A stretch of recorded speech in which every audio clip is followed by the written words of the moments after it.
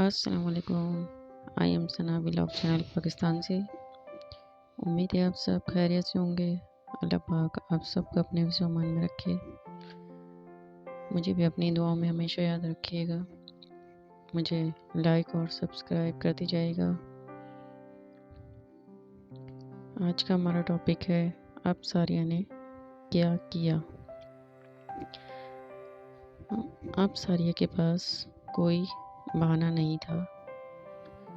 रात को मैंने फिर इसके कमरे में जगह बना ली और अपना कंबल तान के सो गई। रात को न जाने कौन सा पैर था कि सारिया को प्यास लगी। इसने मुझे हिलाकर जगाया और बोली, भाभी बात तो सुने, मुझे बहुत प्यास महसूस हो रही है। ऐसा करें कि मेरे लिए एक गिलास पानी ले आएं। मुझे बहुत प्यास लग रही है और मुझे बहुत ज़्यादा घबराहट हो रही है। मैंने पूछा, क्या हुआ सारिया, तबीयत तो ठीक है? रात को तुमने क्या खाया था? तो कहने लगी कि आप डॉक्टर नहीं हैं, डॉक्टर मैं हूँ, और आपसे जितना कहा है ना, आप जाके मुझे पानी ला दें। खैर मैं शर्मिंदा होकर उठ खड़ी हुई और पानी के लिए जाने लगी। दरवाजे पर जैसे मैंने पीछे मुड़कर देखा तो सारिया मुझे गुस्से से घूर रही थी। खैर मैं पानी लेने पर चली गई। पानी लेकर आई तो दरवाज़ा बजाया। देखकर हैरत की इंतहाई हो गई कि सारिया ने अंदर से लॉक कर लिया था। मैंने सारिया से कहा कि सारिया दरवाज़ा खोलो, मैं पानी लेके आई हूँ। इस वक्त मैं कहाँ जाऊँगी? मैंने हल्की सी आवाज़ में कहा। मैं घर में कोई ज़्यादा शोर नहीं मचाना चाह रही थी, इसलिए मैं हल्की हल्की आवाज़ में बोलती रही, सारिया दरवाज़ा खोल दो, मुझे डर लग रहा है। और देखो मैं इस वक्त रात के पहर कहाँ जाऊँगी, तो मैं खुदा का वास्ता है दरवाज़ा खोल दो, मुझे बहुत खौफ आ रहा है इधर। मगर सारिया ने दरवाज़ा नहीं खोला। मैं तकरीबन 10-15 मिनट सारिया के दरवाज़े पर हल्के हल्के नॉक करती रही और डर के मारे मेरा बुरा हाल था। मगर सारिया ने दरवाज़ा नहीं खोला और वह अंदर चुपचाप होकर बैठी रही। मुझे इंतहाई गुस्सा भी आ रहा था कि सारिया ने ये क्या हरकत करी है। अब मैं इतनी रात में कहाँ जाऊँ, और ये घर भी इतना बड़ा है कि एक कमरे से दूसरे कमरे में जाने में काफ़ी वक्त लग जाता है। लेकिन क्या करती, डरते डरते आखिरकार मैं अपने कमरे के पास पहुंची। फिर मैंने रोशनदान की, बाहर की लाइट रोशन की।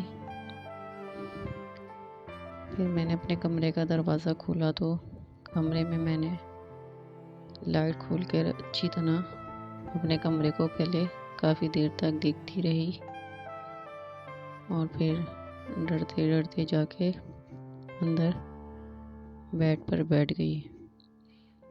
लेकिन खौफ के मारे मेरा बुरा हाल था। पहले तो मैं काफ़ी देर सिमट कर बैठी रही और चारों तरफ इधर उधर देखती रही और समझ नहीं आ रहा था कि मैं अब इतनी रात में किसके पास जाऊं। खौफ से मुझे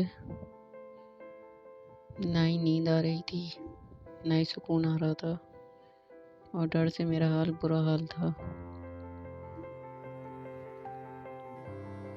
खैर मैंने दरवाज़ा लॉक करा अपना और बेड पर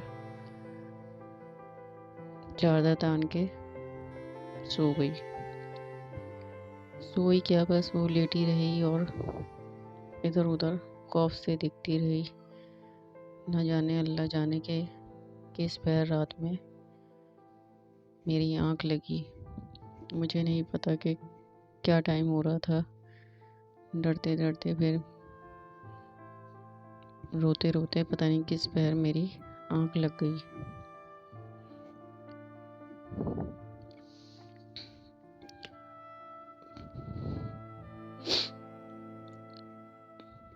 मुझे नहीं पता कि मुझे कब जाके अल्लाह जाने नींद आई या नहीं आई। कुछ शेर हैं जो आपकी खिदमत में पेश करती हूँ। हमने तेरे बाद मोहब्बत को जब भी लिखा गुनाह ही लिखा। जिंदगी रोती रही है जिंदगी की तलाश में। जिंदगी को जिंदगी की हसरतें फना कर गईं। जिंदगी को जिंदगी की हसरतें फना कर गईं। एक और अर्ज करती हूँ। मेरे दर्द की शिद्दत तुम नहीं समझ सकते। तुमने मुझे इतनी बार तोड़ा है कि मैंने हर बार टूटने के बाद भी तुम्हारी चाहत मांगी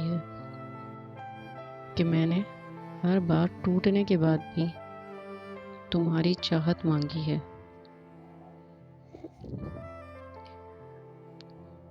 अपना बहुत ज़्यादा ख्याल रखिएगा।